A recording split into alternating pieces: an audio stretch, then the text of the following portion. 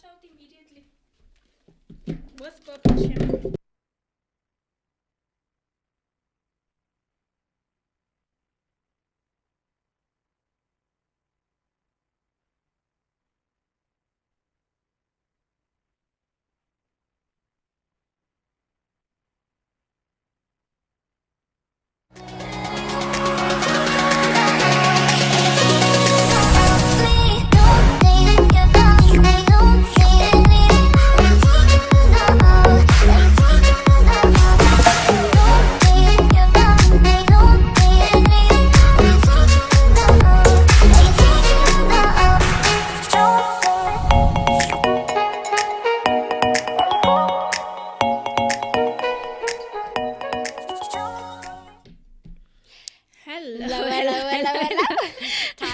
I see you getting ready, but in my head I'm not understanding what's happening now. But welcome to the Gabfest yet again. I did not post today. Did you post by any chance? Whether we have viewers or not, whether you come later, we are here and we appreciate those that come by.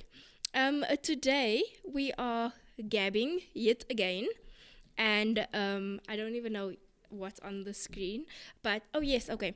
Today we are gabbing about parenting today, and can we say, is it still the 21st century? Yes, we're still in the 21st century. Okay. We'll be for a while. I know, it's just me just trying to think, because the way things are changing in society, it feels like a whole new, you know, that when we all thought we're going to die in the year 2000. Yeah, Y2K. Y2K, I had a whole glitter, a diamante Y2K belt. Don't lie. I had one of those. People were fearing that their bank accounts would be empty. They stockpiled on the beach. Yeah, it was serious. The tin food and everything, and then we just went on like normal. How many years later? We are 23 years later. And we are still alive. Almost. I feel like how things are today feels like what we should have expected in Y2K. No, for real, because the way things are going and the rate things are going, yeah, it's scary. We are in times, guys. In times. So, how was your week?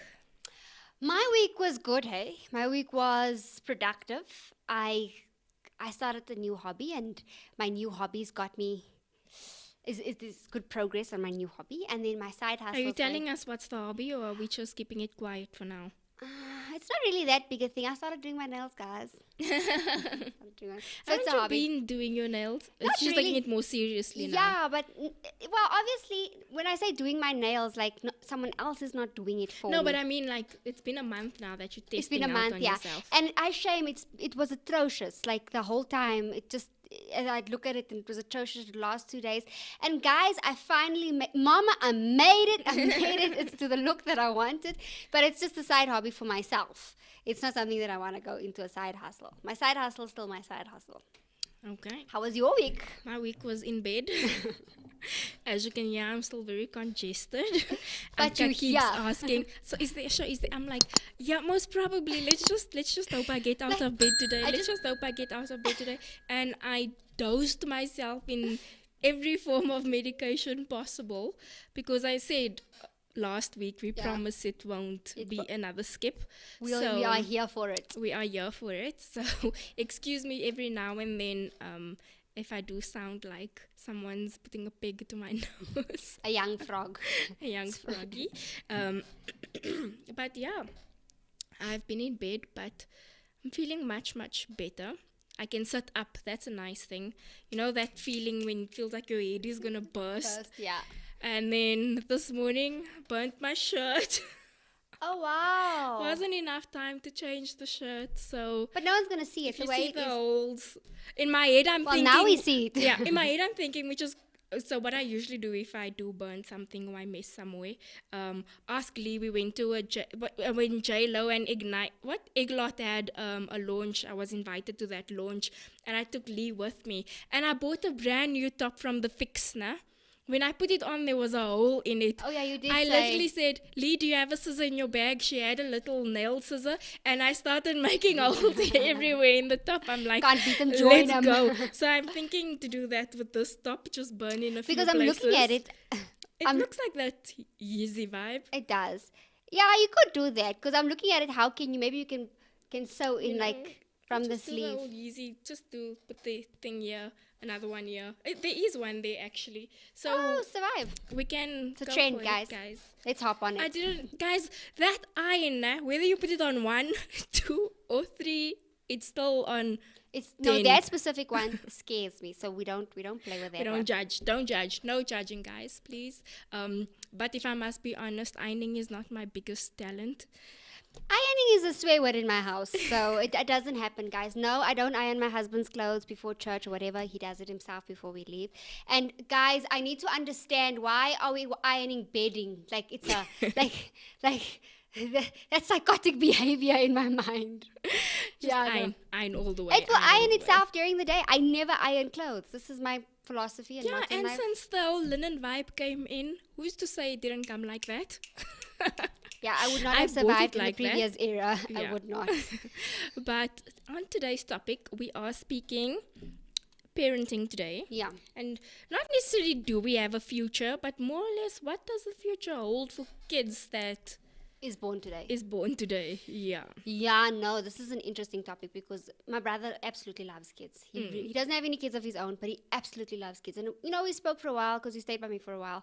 And we spoke and I asked him, don't you ever want to get married? Because he's about 30. How old am I?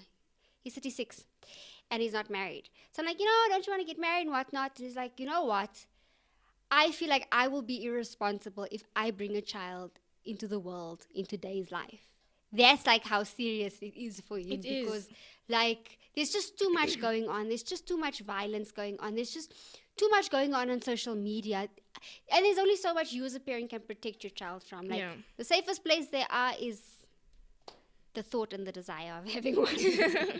So for me, that's also the thing, because one thing goes from your parenting within your home and then it's the exposure from outside. Yeah. And not only exposure in terms of only what are they being taught, but also as kids, you must constantly think about who else is there. Is there another funny uncle there? Is there, all these stories about rape cases and stuff like that, where you go visit a friend. Or a family member. So it's not just what's taught at home that a mother or a guardian needs to think about.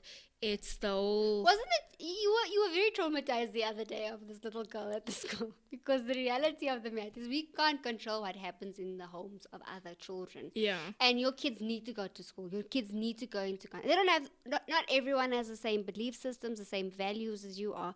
So you can only protect your child with certain things. Yeah. And, you were traumatized the other day with this little girl at school. You're like, when is she leaving? Not in an ugly way. But they are moving out of the country, right? But it's one of those situations where you do look forward. Because your kid comes home asking questions that you're like, this is an unnecessary question. It's like, you're too young for this question. Where did you hear it? And it's always the same kid. So it's like, tell that mom I said. Yeah, you do get into that hectic mode where you're like, you want to fiercely protect your child. And the only thing is, for me, the worst part for this year was Halloween. Mm-hmm. Since when in South Africa do we celebrate Halloween? We are Africans, my people. Right? And I think it's so...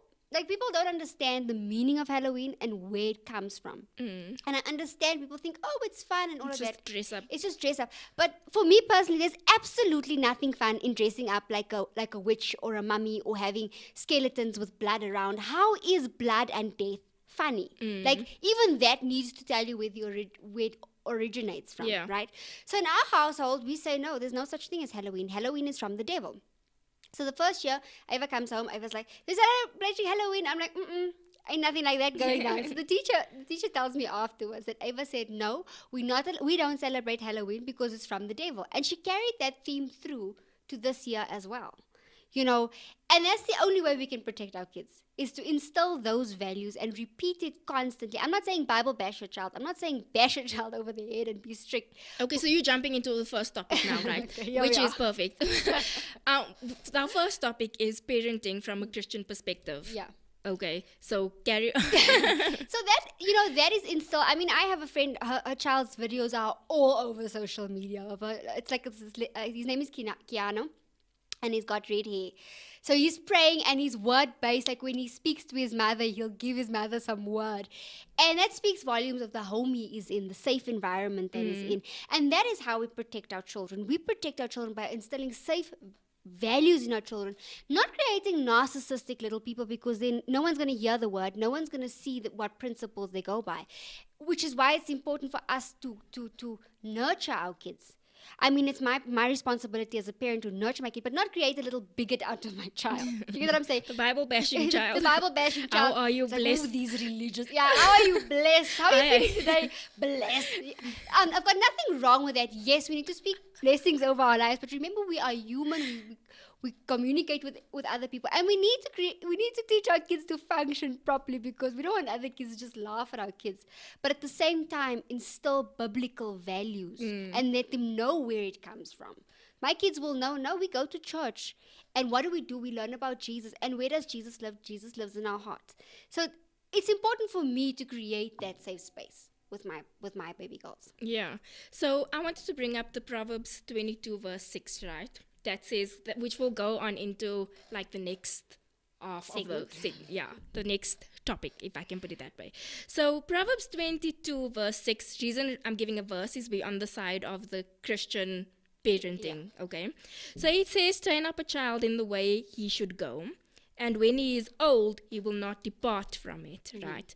So the reason why I wanted to bring that in is the society is now telling us today that every child has their own choice. Lee, can you hear this chair? Squeaky squeak. It's so irritating. Okay, I'm going to try and sit as still as possible. Is it bad? Okay. It is bad. Okay. So, it said that, okay, as a Christian, we're told that train up your child in the way that you go, and that meaning to us is basically Christianity, Bible views. What does the Bible say in how you train up your child? What's the beliefs of a Christian and all those kind of things? So based on that and society then telling us a child has a choice. Because it was so interesting. I watched the interview the other day actually to bring this up now, which is another topic as a whole, but there's a group going around on Instagram, and it's a group of transgenders, right, that is trying to say, guys, protect your kids, don't teach your kids too early about certain things, and they themselves are transgender, and I forgot the name of it, but they like asking parents, please don't invite us to, because what's happening now is, remember our president used to go read at school to the grade ones, and a celebrity would go. So what's happening now is schools are introducing drag queens, they're making drag queens come and do the readings, right? And this group, that's how this group started. They were like, what made us so special that we now coming to read to kids? In what way are you using us? And then this specific group, I forgot their name, but they're going on towards also how kids are now allowed in drag clubs. Yeah. And they're saying, what do you guys take us for, basically? Yeah, they're calling it family friendly. And they're like, in what mind as a parent is it okay to bring your child and open them up to this as a kid? Wait until they're older, this coming from the drag queens themselves. But then I also watched another interview this week where it's another group of drag queens, basically, that's saying that you need to allow your child to be who they want to be. And then the interviewer asks, so at what age do you think it's appropriate? So they said, even if the child is 2 and the child wants to experiment, allow the child to experiment. So this is what the world is telling us. We even know with the LGBT, the alphabet and all of those kind of things, we are more and more being told in terms of allow your child to choose, because there is the aspect also, allow your child to choose what to wear, allow your child. What in your eyes is the difference in saying allow your child to create their own character versus what the world is now telling us, allow your child to be who they want to be? It's funny how when we drive a car, I'm not gonna give my 2-year-old the keys. I'm not going to give my 2-year-old the kids and say, okay, drive the car. Why? Because she can't drive a car. She's not ready. She can't see over the steering wheel. She can't reach the pedals. She doesn't know what to do with the car. Why am I giving the car keys or a car to my child to drive? It just doesn't make sense. I mean, in ECD, and you can go research this as well, in the ECD phases of a child, from birth till the age of 7, is the ECD phase of a child where the child is moral compass is created, where you now, it's basically the age where the child is being told, stop it because I said so. And then after that, up into the teenage years, now you need to explain to the child why you are saying no. And after the teenage phase, when the teenage phase hits, you don't really reason with your child anymore, because then they go into exploring phase. Isn't that the experimenting phase with the teenagers and all of that? Biblically, it says train up a child, and then when they're older, they will not depart. Which means that I need to teach my child. I need to create a mold, a moral compass for my child, so that they have something to come back to measure up. What I'm doing, is it right or is it wrong? That's important. That gets established in the very early age of the child's life. And then when they reach the stage at which they will reach, the experimenting stage. And then after that stage, they know exactly where to come back. Let's take Kanye. Kanye was raised Christian. He went off the path for, quite a young bit. But where did he end up? He ended up right back where how his mother had raised him. And there's quite a few others of them that even Justin Bieber, he was raised Christian. So for me to introduce certain things to my child at that young age is child abuse in my mind, because I'm not creating a proper moral compass for my child. I'm confusing my child a hell of a lot more, because all these dynamics of, I'm a girl, am I not a girl? No, you are a girl. If you are born with lady parts, you are a girl. And that's it. And it's for me to create that safe space. It's interesting that if you just Google parenting, this is what it says. It says, sorry.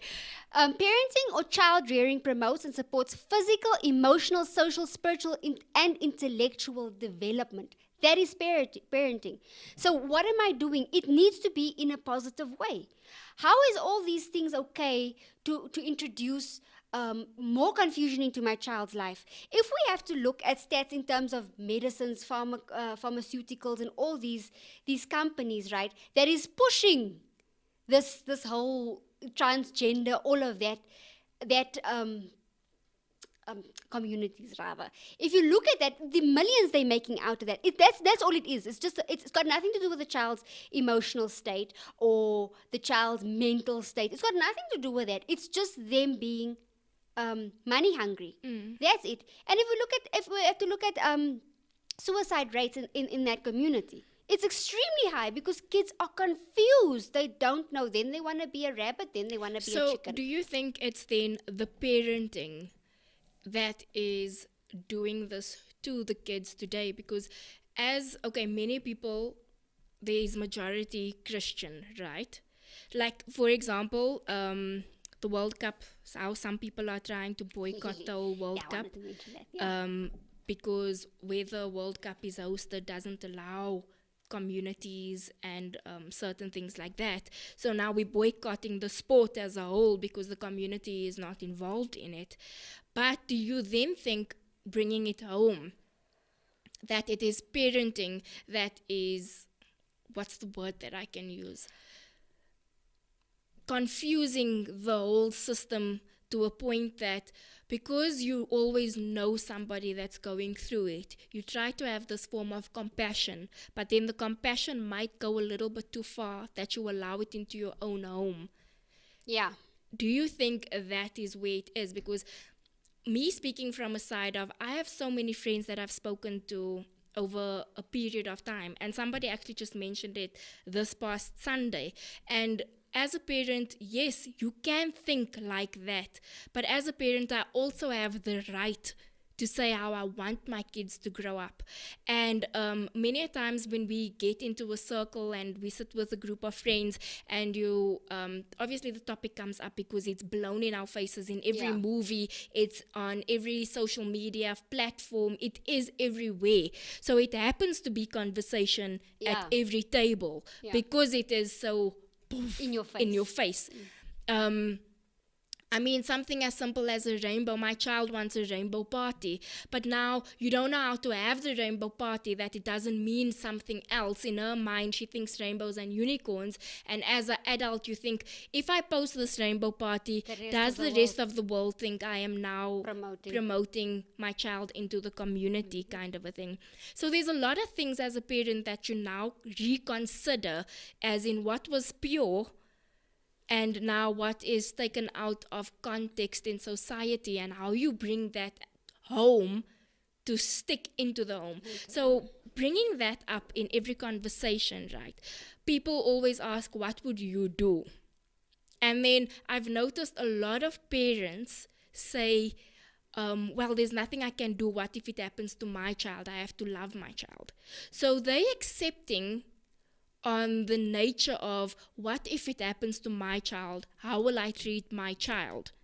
As where it hasn't happened to my child yet, I have the right, and I'm a very firm believer of what you speak into the world manifests. For life and death is in the power of the tongue, yes. So if I manifest that I'm poor, I always tell you, I never say I don't have money, I don't have money, I don't have. You won't have money if you keep saying I structure my words so that it doesn't sound like I don't have money, but it's just I won't be able to, because I'm in the interim. I'm not necessarily like I have to do this, so unfortunately that's not in my budget at the moment.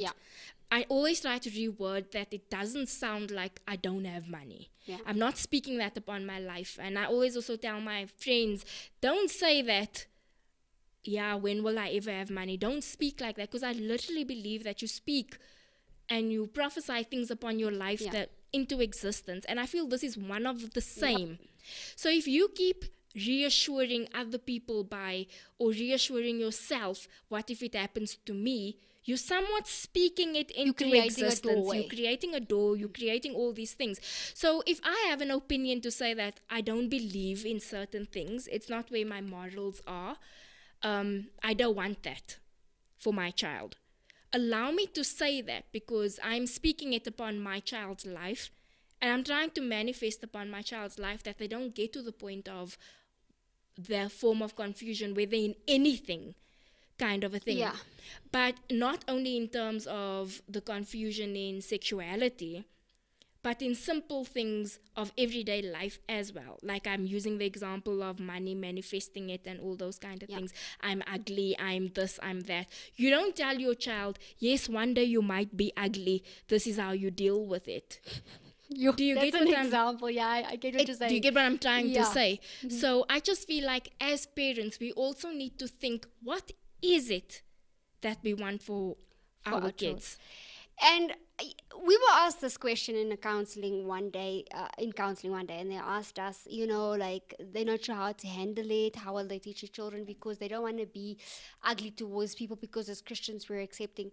Here's the fundamental part that we as Christians need to understand. That sin is sin in Christianity. It's sin. There's no such thing as a greater sin. There's no such thing as murdering someone, or maybe that's a hardcore one. But yes, it's sin. If you murder someone or you steal from someone, it's considered the same thing, because it is sin. What I'm saying, and the principles that I'm teaching my children, is that we don't hate the person, but we hate the sin. We don't associate with the sin. We don't like the sin, and we don't agree with the sin. But the person we love the person. Therefore, it's wrong. And that's it. That's our stance. That we haven't had the discussion yet with our children. But there are times when they'll come ask us, but can boys be girls or whatnot? Or can boys be girls? Like the whole... Based on that girl, that's cool. Let's not go into it, but And we say, no, a boy is a boy and a girl is a girl. And we chose the school specifically because The very first day we sat in the parent meeting, they said, if you don't want your girl to be called a girl or your boy to be called a boy, then I think it's time that you go to a different school, because here boys are boys and girls are girls. That's it. We stand on that. And that's why we chose the school. And those are the principles that is my responsibility to teach my child. Confusing my child by giving my child an option. Oh, I can be a boy. Can I be? Kids are indecisive. One day they like this, the next they don't want. One day they like the yellow chair, the whole time they just want the yellow chair. The next day they want a red chair. How more so are they not going to do with their own emotions and just decide, today I want to wear pink because I'm a girl, tomorrow I'm going to wear purple because I'm a boy, or I'm a confused boy, or whatever. It's my responsibility to create a safe space where they can know that, okay, Mommy's going to help me make this decision. There's so many times when Ava will be playing and she's like, Mommy, help me decide which color. Which color must I use? What color do you want me to use here, Mommy? Why? Because she's still in the process of learning to make decisions. And I have to tell her, no, baby, you choose because it's your picture. That's a safe way of teaching my child. She must make decisions. So when she's done coloring, then she's like, oh, but I don't like this color. Oh, that's okay, baby, let's try a different page. So she can figure out her feelings. But doing that with your gender, doing that with your personality, like, no, today I want to be a boy. How is that logic? How can you equate the two? You can't equate the two, because gender isn't fluid, or whatever that means. Gender is gender. You're a boy and you're a girl. And I need to teach that in order not to create that door. Because yes, my child is going to come home one day and she's going to say, yeah, but everyone's doing it. She's already telling me, but everyone's doing it. It's my responsibility. You're not everyone. You are Ava Hendricks or Taya Hendricks. This is who you are. And you tell Mommy what you like. And then we just rehash that. Because she needs to know that she has an identity. She can't go following the crowd, which is what's happening with a lot of this community. Yeah, and I also I don't just want to make the show about the community. So I want to bring in the other side as well, because the show wasn't really meant just to discuss that topics, but parenting as a whole. Yeah. And you were saying just now about what, as a Christian, what is sin and what isn't sin, where there's an aspect as well where you take into terms of, if I, like you say, grow up and I don't want my child to smoke or be exposed to smoking or to drinking or what it may be that you don't want your child to be exposed to. For example, what was her name that she was the stand-in co-host for us last year when we were still doing Talk with Joan? Naz? Is her name Naz? Turrell, yeah. Yeah, and she, being Muslim, said straight out, her as a Muslim, she protects her child. She doesn't want her child to be involved in Christmas. Yeah. Because it's what she believes in. I'm just trying to show you the different aspects. As a parent, you have the right. Yep. Whether it be wrong in my eyes or right in my eyes. Whether it be wrong in my eyes, it's your child. It's your child and your parenting skills. But you as a parent need to be firm in what is it that you want your child to grow up as, and what is the morals and the values you want them to have growing up. And same thing with drinking or with smoking or whatever it may be. You use the example, I was that person. My parents, I grew up in church. I was extremely a good girl. They used to always tease me at school. Do you know, in primary school, I'll never forget this man's name, Webster. Webster actually threw me in a dustbin before. And it was a joke. Everybody laughed about it. And it actually... Wait, how is this a joke? Today, exactly. You know, it was the drum. Yeah. And he was like the tall guy of the school and whatnot. And... the high school jock. No, we were in primary school. It was in Manchester Ridge. And Webster put me in the bin.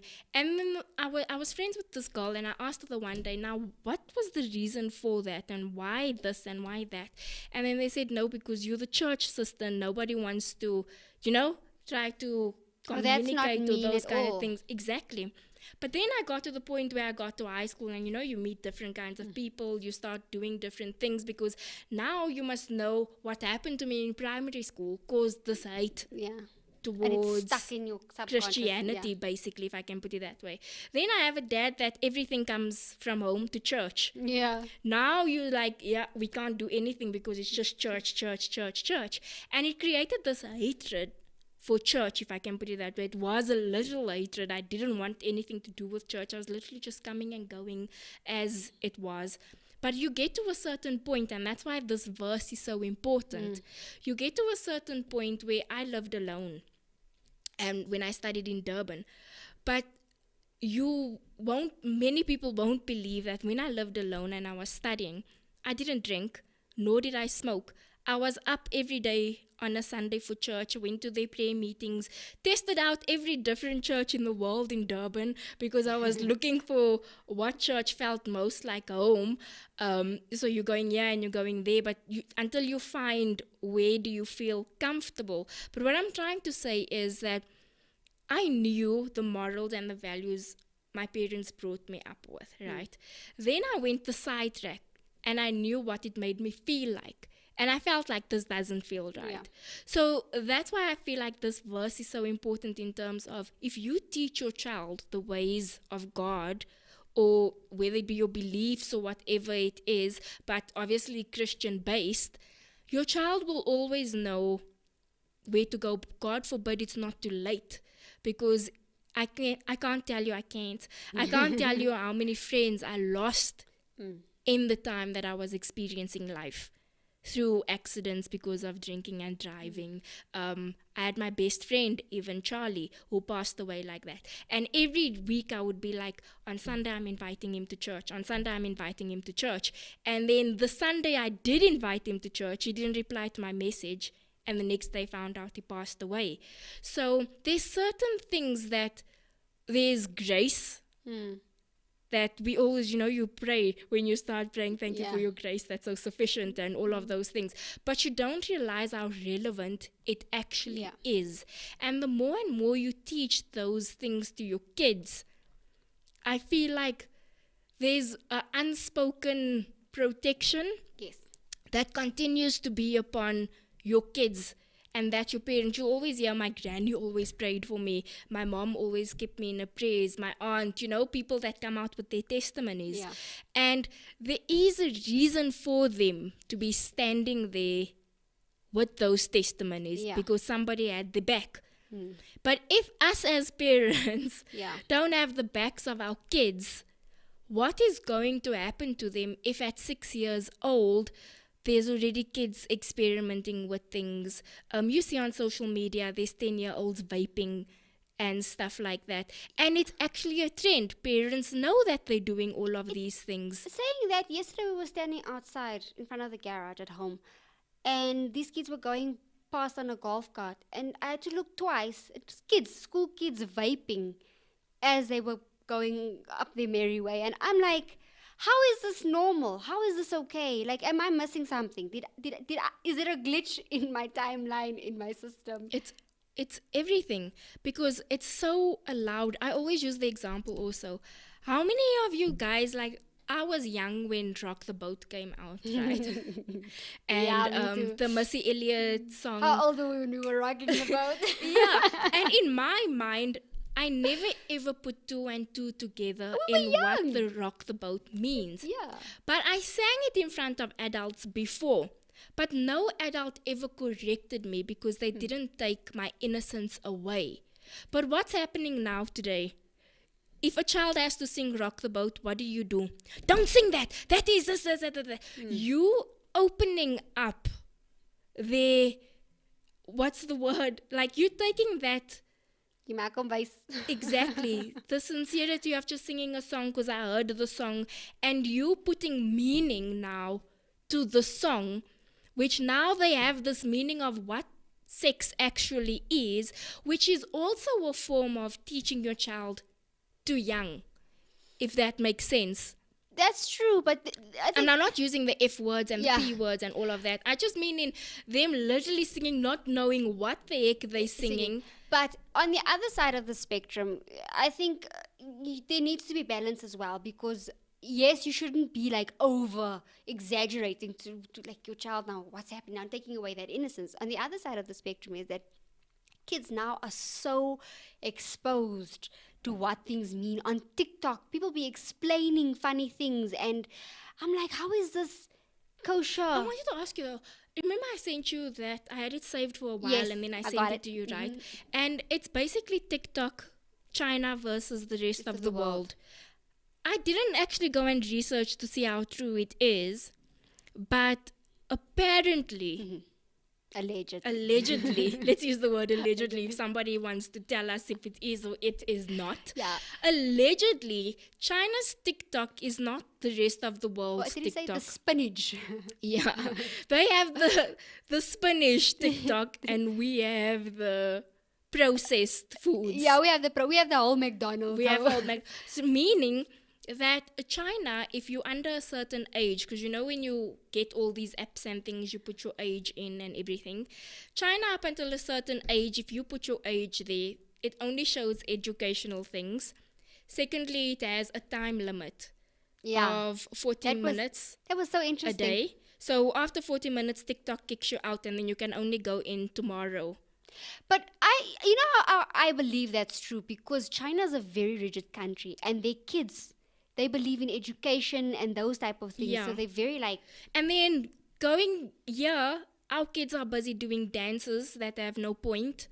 We only see tutorials of makeup, you see tutorials of hair, you see all these things that don't really add much value. Yeah. Into... Even the shorts and stuff on YouTube shorts and that stuff. They're like useless and very cringy. And then the other thing, the same guy says that in China, when they did an interview with kids, they didn't do an interview, what do you call it? Stats. The majority of kids wants to be an astronaut, right? And the rest of the world, it's an influencer. What's your take on that everybody is now seeing influencing as a career path? And here, where social media is limited to what you're allowed to see, it's seen as they still have those dreams that we as kids had. You know, the doctors, the astronauts, In that sense, China's very like... not just China, I think a lot of the Asian countries. Yeah. I was watching this... Let's not go to North Korea. Do they even have TikTok? Yeah, let's not even go there. I was watching this they were doing this kind of experimenting on kids from Wales doing a math exam, which is on I think it's some higher grade maths exam or standard grade or something like that. And they brought a class of Korean kids in. They've not prepped these kids. They've not taught them or said whatever to study for this. The kids came in, they gave them this exam that the kids in Wales studied for quite a while. They knew about it and they put one child in there. And this child, it's a 2-hour test that he couldn't finish, and the whole Korean class finished it within 15 minutes. And they questioned the Korean kids and asked why did they finish it quick? And they're like, yeah, this is stuff we did in primary school. And that is a higher education. So what I'm trying to say is that, and you see that even happening here in South Africa. I was speaking to other teachers the other day where children just get pushed forward. You're not allowed to fail them. They get pushed forward. And if you fail twice, you have to just... It's an automatic. And then also if the child doesn't understand, you must break it down for the child and not allow the child to think for themselves. Which now means, which is a scary situation, because these need to be our astronauts tomorrow. These need to be our doctors and lawyers tomorrow. So that is being watered down. Right? So there's no real education happening and more wholesome education happening. And the stuff they're introducing as well, like sex education from a young age. Now what do we have? We have rape culture in primary schools. Yeah. Right? Do you get what I'm saying? And how we're not seeing the snowball effect of one thing leading into another negative effect, leading into another negative effect. Now we come to grade 12. Now we can't get into a university at all. We can't really find a job. Why? Because there's no jobs. The unemployment rate is so high because there's no jobs available. Then the other thing is that you get half of this influences promoting that, why must I go to school? Because how can you measure a fish climbing a tree? How can you measure a fish climbing a tree? Because I can learn all of this stuff on YouTube. Yes, we can learn a lot of stuff from YouTube. That is so correct. However, you can also learn a lot of rubbish on YouTube. A lot of stuff that is not good for you on YouTube. Which is why I think there should be a healthy environment with boundaries. So for us, when we chose a school for our kids, remember there's no school going to be perfect. because they're not going to cater to your child. But it was important for us to see that the teachers who are involved in my child's life see what my child's strengths are. So if she isn't, if maths, for example, isn't really her strength, then what is a strength? Then let's focus on that to develop that child in a healthy environment. So now I'm not pressuring that child in this one subject that she's not exactly getting right, and now it breaks down her self-esteem. But we're looking at what is this child's actual strengths, what is her niche, what does she like to do, how can we build her. And I think maybe if the education system was ever to, I don't think we should do away with the education system at all, but technically it's so watered down now, is it even worth it anymore? But what I'm saying is it should be revamped maybe to see what are our children's strengths, because what you now have is you just get people saying the child is maybe a bit hyperactive, the child is ADHD, Ritalin, the child needs to go to a special class. When the child has a special need. I mean, how did teachers deal with kids back in the day? But also, sorry to bring that up, speaking about the special need thing. Yeah. It's also, social media it's created parents to be hungry for attention. Yep. Parents are using their kids in very ugly ways, because now as well, I mean, yes, there is parents that is extremely sincere when they post about problems with their kids and everything. But I'm finding that the competing of my child is worse off than your child is getting bigger and bigger, and it's a trend. Yeah. So now we're not just posting. You see, when I think of social media and posting your child's illnesses for awareness, I'm thinking of giving another mother hope. But what's happening is, the more likes, if there's something wrong with my child, it's this bad today. People are thriving off that aspect. Oh, my child this, my child that. And not looking at the positive to make... Do you get what I'm trying to get at? I do get what And I'm feeling that there's more and more parents wanting something to be wrong with their kids, so that they can get that attention, that they maybe see other influences. That's a scary one, actually. Doing those kind of things. Because that's the child's detriment. Exactly. But it's a parenting. It comes from the parents. It comes from the parents, again. So that's child abuse. How many movies are there? I remember Bubble Boy from back in the day, where the parent... Blast from the past. where the parent literally told the child that you are sick. You can't do this, you can't eat this, you can't leave this bubble. You can't. And then there's the new one as well, when she disappears with her boyfriend to the beach. Yeah, that in the house, the glass house, something like that. Or the girl in the window. The girl in... It's something like that. Yeah, but that is literally the modern version of Bubble Boy. And the parent is so, I want my child, I want my child, I want my child, that they make the child believe that there is something wrong with the child, but there was never anything wrong. There was the one case in the States, and this is a while back, where this mother... she convinced everyone and her daughter that she has cancer and she can't walk, and she was medicating this child to the core.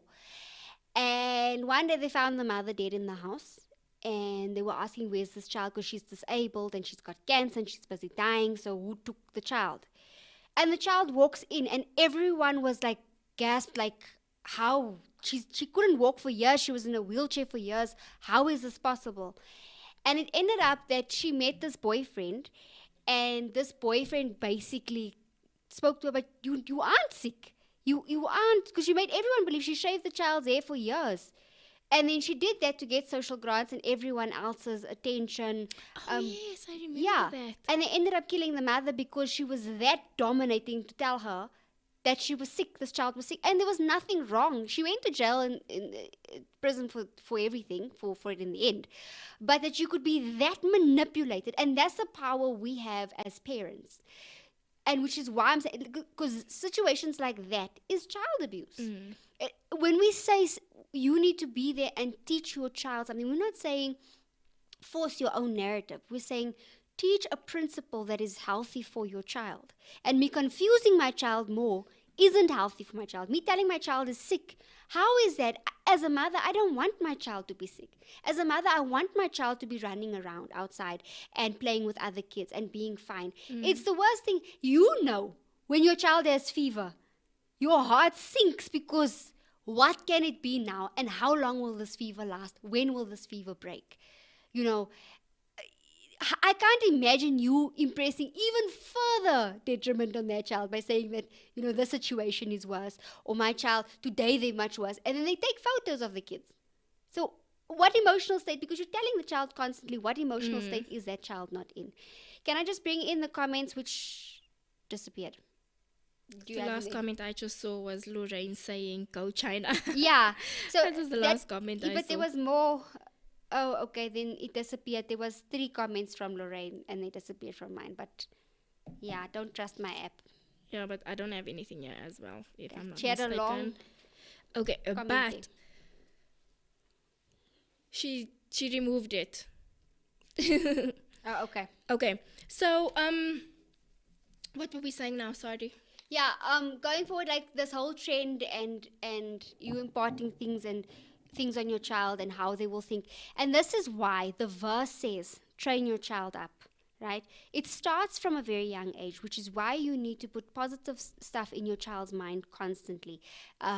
You need to reaffirm your child. You need to affirm your child constantly, because there will come a time when they will need it. Hence, when they are big, they will not depart.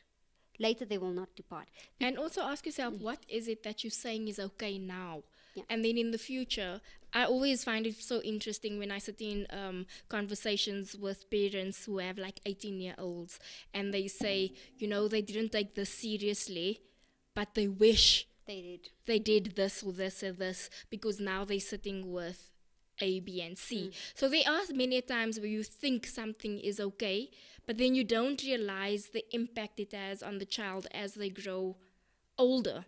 That what could it actually be that caused this whole thing? I mean, look at Dharma. Sorry to bring Dharma up, but for me, I find the whole situation of Dharma, parenting was horrific. Yeah. In terms of Dharma's case. Okay, obviously from the mother, we know there was no point there. But the dad, in his sincerity, is that the proper word? I'm not sure what you're trying to say. He was so sincere in trying to find something for his child to be interested in. Okay. That he didn't think in the long run what could happen if I teach my child how to cut up a body. Well, an animal body at that time. So Dharma's thing started with his father, him finding interest in that rat that they found under the house, and then him asking questions about what is this body part, what is that body part, and all those things. And the father then realizing, okay, he finally found an interest, he's speaking, because Dharma didn't speak as a child. And then the father then now goes and looks for roadkills. So animals that's already dead on the road, if you're not sure what a roadkill is. And then cuts up and explains, this is a heart, this is this, this is this. And in that time, you thinking it's roadkill. It's just the animal. My child probably wants to be a doctor someday, or a vet or something one day. Exactly. But that's what I'm trying to say about how sometimes we do things as parents, not realizing what it could do in the future. Yeah. When you're not too careful. Because with him, he was extremely shocked when he found out his son is doing roadkill on humans. Yeah, it ain't roadkill anymore. Exactly. Yeah. So I just wanted to bring the point across in terms of also how parenting can also go in another direction. Yeah. But look, in a situation like that, it's always all the dynamics that are involved. I mean, he experienced his mother gone missing, his father gone missing at some time, and everything, especially in the ECD phase, comes back to parenting, like we said. Are you loving your child properly? Are you affirming your child? Are you giving your child attention? Look at that parent that left their child in the house, the 1-year-old, to go out and party for her birthday. Was it her birthday? Yeah, it was her birthday. So she left the 1-year-old in the house alone and went for a skit. Went for a couple of days, a birthday weekend, came back, was shocked that the child was dead. Few days. Yeah, and was shocked and just decided that the child must fend for themselves. Like, yeah, motherly instincts don't just come natural. So. And that's the issue as well. I was watching another thing on TikTok sorry to bring TikTok into it, but I was watching another thing on TikTok where it was saying, can we stop normalizing that it's okay to have newborn babies and having a nightlife? So it's become so normal that that's not normal. Mom, that's just toxic. Hot mom going out and all of those things. But what this person was asking, can we stop normalizing that that's actually okay? What's your thought about that, on that? I'll say again, there's balance. So I'm not saying you should completely not be with your friends. I'm not saying you should completely not have a life and just, build your life around the child. But there's a certain time in your life where you need to mature to a certain age, where you now need to know that I am responsible for another human being. And this human being can't fend for themselves. So I have to work around that human being's schedule.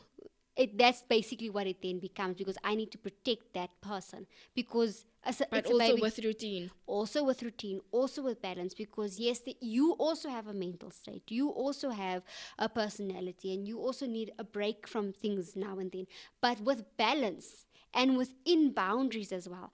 I mean, for someone like me, I'm a married woman. I won't be out 3:00 in the morning partying it out with my girlfriends. I've got children at home. I've got a husband at home.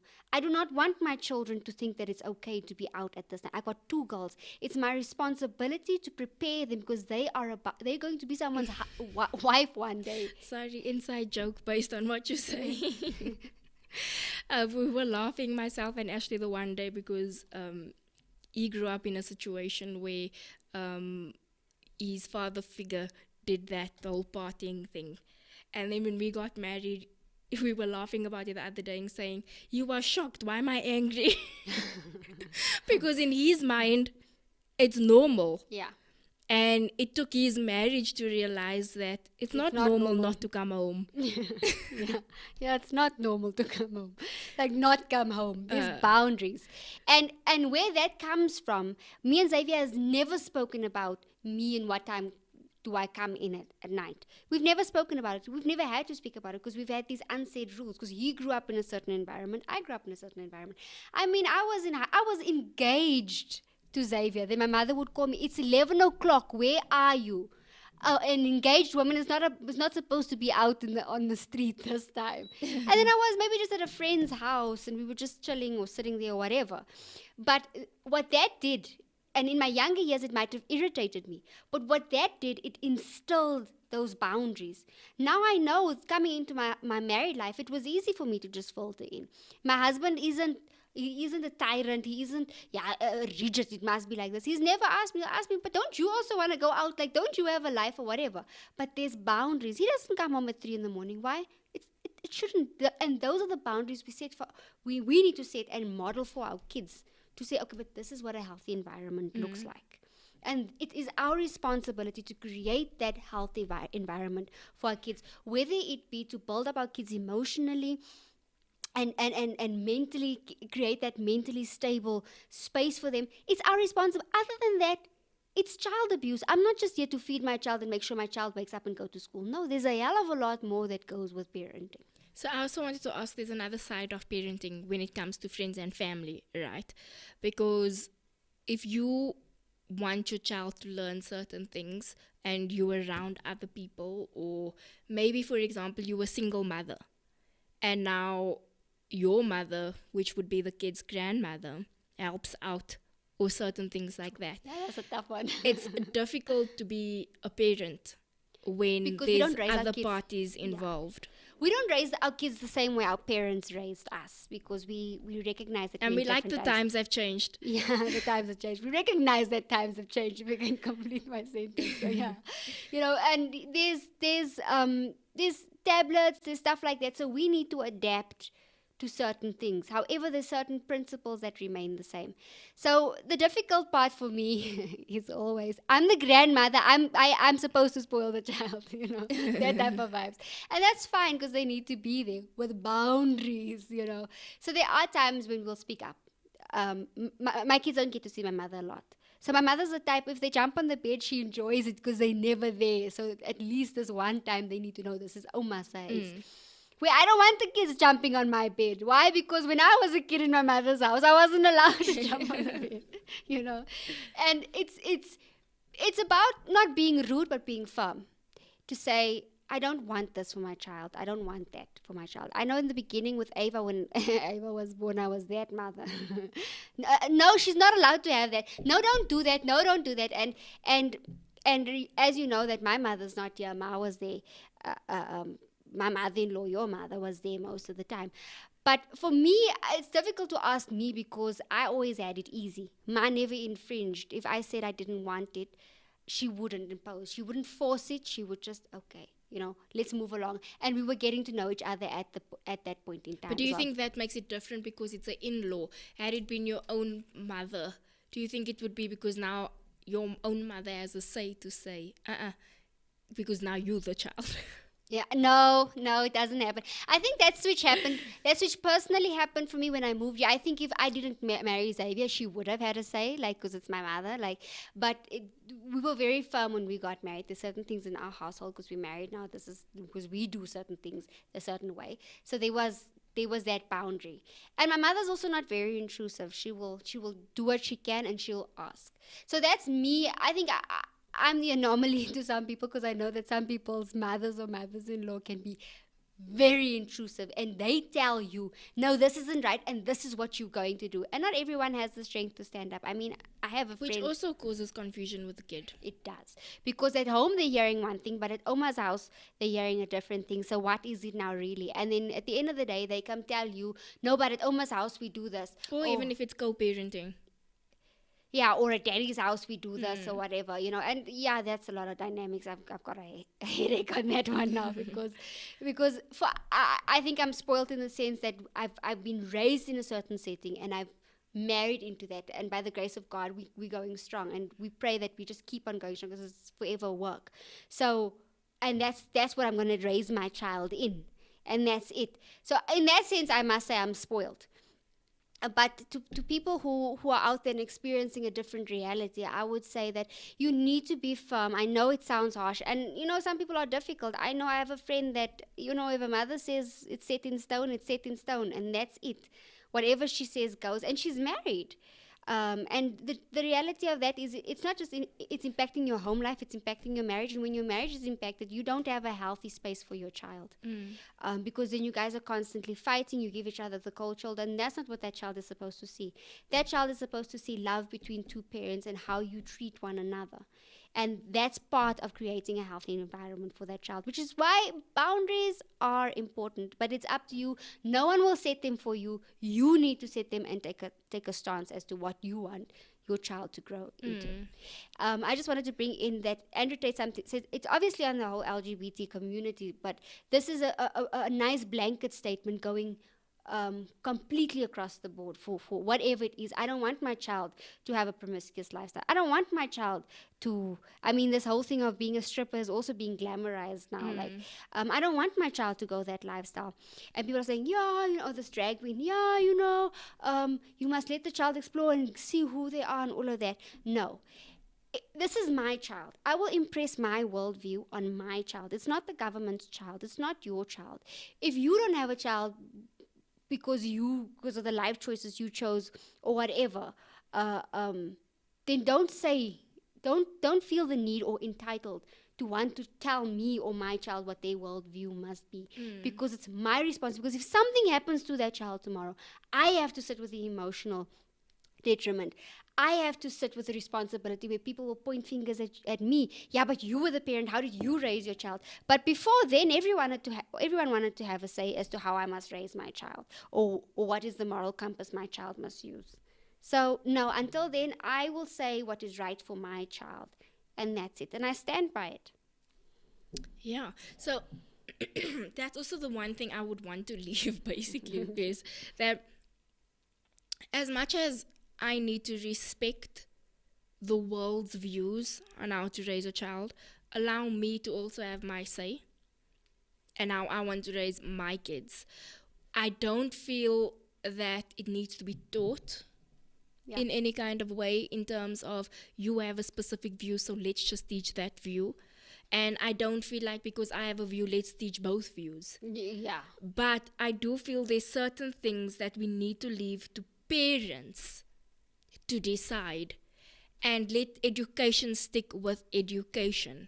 leave personality as a whole then. Yeah. Leave individuality as a whole. Stick to facts. Yes. Which is your math, your English. Facts, which is in your biology. And let anything else be the parent's decision how far they want to go.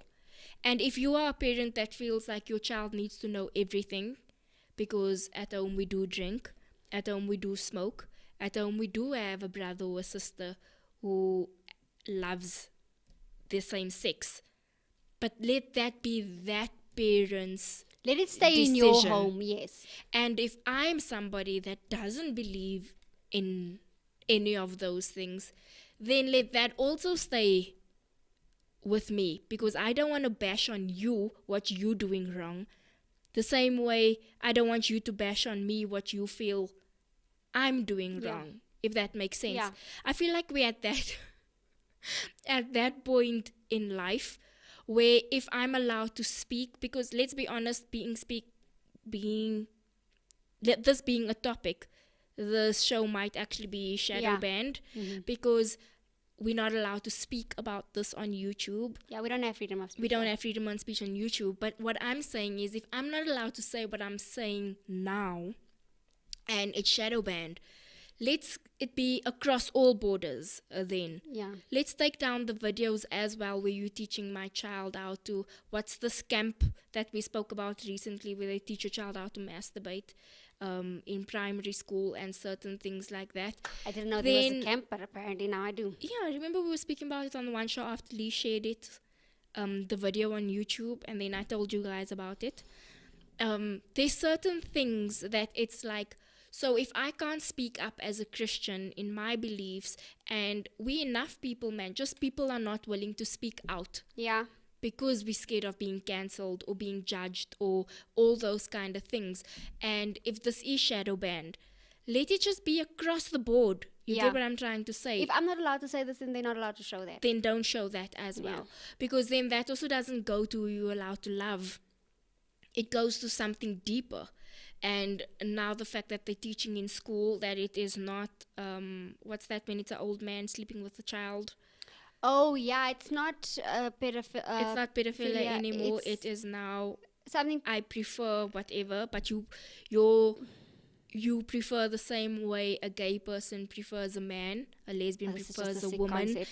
They're now saying a pedophile just prefers kids. It's pan or something like premature, something prefer.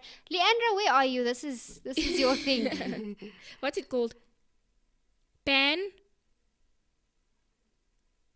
minor. I can't see it's so minor far. Preferring person or something like that. Okay. Oh, minor attracted person. Minor attracted person. Yeah. So the fact that there is no longer I'm a pedophile. Yeah. Now they form part of the LGBT. They form part of the LGBT. But this is what's interesting. The LGBT team is not agreeing because now they have the same flag, but now their flag is just pastel colors. And the LGBT community is like, no, this isn't what we meant. And surprisingly, there is another group on social media where it's called Gays Against something. The plot twist. But they are a group of gay men who is standing up in terms of, this is a decision we made as adults. Can we stop introducing it to kids? Gays Against Groomers, that's their thing. So they are gay, but they against you grooming kids into becoming gay. So there is something good there. That's what I was trying to say. So, and then they use this one thing. They actually use this as an example, the whole pedophile thing. And they're saying, guys, we've opened this door, but it is now our responsibility to narrow the door because we opened it, but we didn't mean for it to go this far. Can we just come back to reality? So there is people that is taking the stance of, this is what I wanted for myself. Can we stop imposing it on kids? Other people. Mm-hmm. So that's another thing to go and There's have a look at. The end of the tunnel. So that just tells me also, though, that if this is a group of people who are in the community that is feeling like guys, you are taking it too far. Is that not a sense of a sign to say, guys, let's, because now taking pedophile to, so you telling me if an uncle sleeps with another child, I'm not going to use the example of my child, I'm not going to speak that into existence, but I'm saying if an uncle sleeps with another child, I can't do anything about it because he prefers kids. And it's in the LGBT, and we must be inclusive. So that's us being inclusive, because I'm not going to protect my child. So there's a lot of things we need to be careful what we stand for today and where that takes our kids in the future. And I know there's a lot of people that say, but yes, I don't have kids. We go back to what happened to a community raises a child. I think that's a very selfish viewpoint to say, yes, I don't have kids, but you have family members that do. You have family members that do, but because it's not mine. Remember last week we were speaking about the culture of if it's not close to home. If it's not close to home, it has nothing to do with me. We keep it a secret. I'm just saying that your sister, your brother must have a child. Those are your nieces and nephews, and it's our responsibility to protect. I'll say this and I'll say this again. It's us as adults to protect our children. If we do not, we have dismally failed and we have abused our children. That's because we don't understand the purpose of our children. It is our responsibility to make sure. And if that's your viewpoint, then stay away from kids entirely. Don't have a say on how they should be raised. Don't have a say on what they should be introduced to. Don't have a say on anything. Stay away completely. Sorry, I was laughing at there's this one girl on Instagram, I'm telling you, all her statuses used to be about, I'm so sick and tired of mothers always complaining they're tired. I'm so sick. Oh my word, can you at least go take a nap? Go this, that. That was literally her Instagram. She is now a new mother. Can I tell you, every single thing is, didn't have a good night's rest last night, baby was crampy. Didn't have a this, baby won't eat. And in my head, I'm like, it's so funny that when it's not yours, how you judge the next. Or if you haven't gone through it yet. If you haven't gone through it yet, how you judge the next. And now you're in the exact same position, not saying sorry to all the moms I have offended over all these couple of years, but I am now going through the same thing. Just going on as if nothing happened with the same complaints that moms have. And it's a matter of you without the same thing when we were speaking about the abortion. Everybody that had something to say was never pregnant before or doesn't have kids. But people that went through it themselves said, I don't suggest this for people. So it's so amazing how your awareness keepers, if I can put it that way, didn't experience it at all. Didn't experience certain things.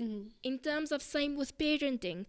If you don't have your own kids, you can't just assume parenting is what I wish my parents did for me.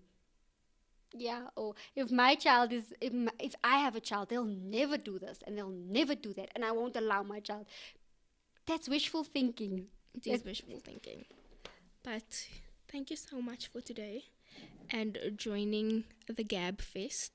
I know things have been a bit slow, but we're still here. We're still here. Next week, Lee, is it next week? Next week will be our last episode of Gabfest before the festive season. And then we'll see you next year again. But for now, next week is the last episode. So we hope you guys join us as we do our last episode for the year. I feel like we should have like a young party, like a year-end function. Yeah, like our first one where we had cake and stuff. We had cake and balloons and did we have like poppers or something like that? I can't even remember, but I know there was cake. There was cake. It had like a little ice cream on the top. Yeah, I'm down for it. Even if we just get 2 cupcakes or a young cupcake that we can share. Yeah. We will share everything. I'm sharers. Yeah. So thank you so much for joining us, and hopefully Jess can make it in studio next week, because it is first Friday, eh? Yeah, that will be really lekker. Because now lately she's just been any Friday. We're not complaining Friday. As long as she's here. But thank you so much for joining us for another episode of the Gabfest. And we hope to see you guys next week. Thank you. Bye.